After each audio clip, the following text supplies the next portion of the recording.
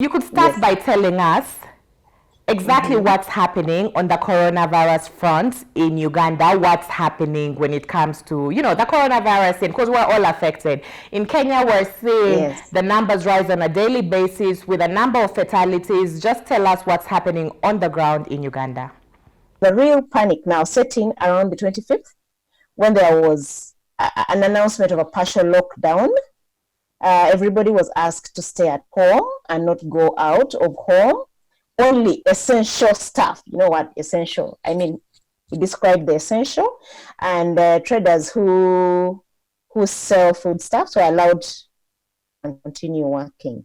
Now, even then, that was around the 25th. So we effectively stopped working on the 25th in the evening. After the presidential address, we couldn't go out to work and everything, but at least some vehicles were moving, and people were working. And the markets remain open to date, and there was no real panic. I mean, really, it was 2 weeks, and we felt, the 2 weeks, we can go through the 2 weeks. The lockdown, this 14-day, the previous 14-day quarantine began biting a week in two. But a week into it is when it started biting. That's when reality sank in. We couldn't go out to work, so we didn't have any money.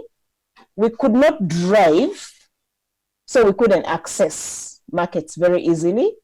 Most of Ugandans don't like walking. I've lived in Kenya before, and Kenyans walk. Kenyans really walk. In Uganda, we jump on our borders, even for a distance of 100 meters.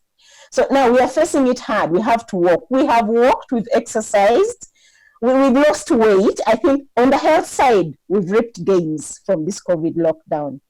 On the economic side, we are really, really suffering. I think 50% of Uganda's population is hand to mouth.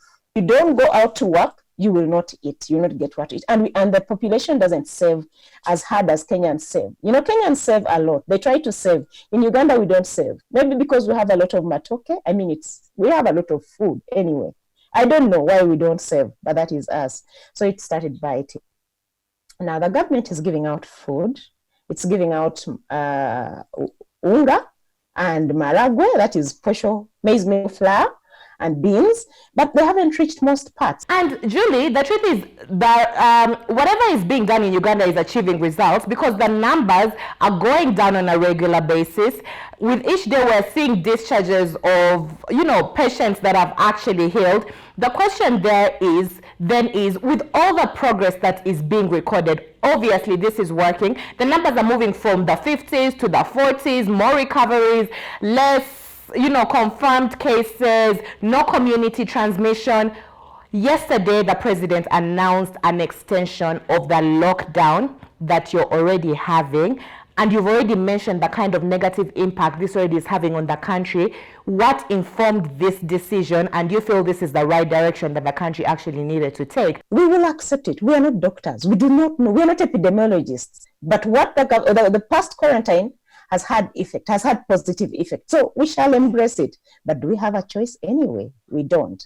And we trust the government is doing the best for us. It has our best interest. What has been most challenging for you on a personal level, but also maybe for other Ugandans who you're talking to? What is the greatest challenge? What are the things maybe during this time you feel like are not really working, or from the food distribution that the government needs to urgently pay attention to in order to make it favorable for even the business community, for the Ugandans who have to stay home? What needs to be fixed to make sure everything still works during this time?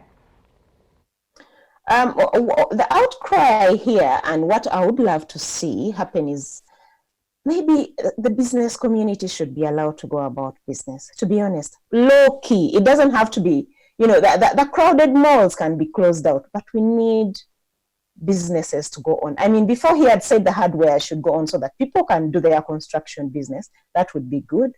The food, yes, but still, maybe they should allow these market people to come in and go home regularly, because some foodstuffs are not in the market. And then people are hoarding now. I mean, people are buying in bulk now. So I believe that the wananchi, the one who has very little money, may not be able to even buy food, with time, because those who have money are now buying more and stocking for the 21 days. So maybe he should relax a little bit and allow some more business to come in. I think so. We can still continue with our measures. I mean, we can wash our hands because we are doing it. We are doing it. Nobody's even forcing us, but we are doing it ourselves because we want to go to heaven, but we want to die yet. We don't want to die yet. We still want to live. So we are washing our hands. We are trying to keep the social distancing. But if the economy could open up just a little bit, it could allow businesses to, operate because we are dying. We are not making any money. Not all of us are employed in this country. We are self-employed. I am self-employed right now. I can't make any money. We don't have money coming in, but we are spending the little savings that we had. And I don't think the government can sustain the distribution of food beyond the 2 next weeks. I'm not sure because many areas haven't gotten food yet even. Maybe he should allow farmers to distribute, some people to distribute food, maybe MPs to distribute food from their areas because there are people who are willing to give food. Yeah. Another thing that I hadn't talked about is even the farmers are making losses because who is buying their eggs? Who is buying their chicken? Who is buying them? Very few people can do that now. We do not have the money. Yeah, so he should allow a little bit of business to go on. What I think is that the lockdown can be a partial lockdown, whereby people are allowed to do some business gradually, and we see how it goes.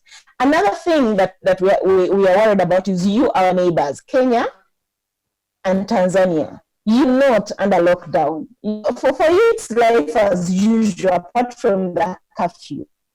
So what happens when the lockdown is over here and the borders open? What will happen to us?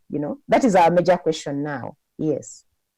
The local person I think has adapted. I think we have adapted. We are walking. We are a country that adapts very easily. It's amazing.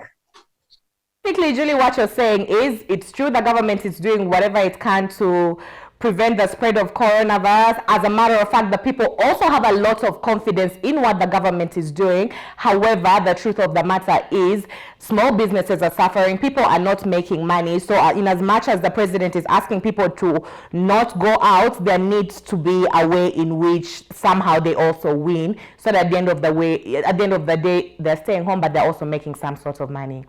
Thank you very much for joining me for this interview, Julie. You've really, really painted a perfect picture for us on what's happening in Uganda, and we wish you all the best in this fight against coronavirus.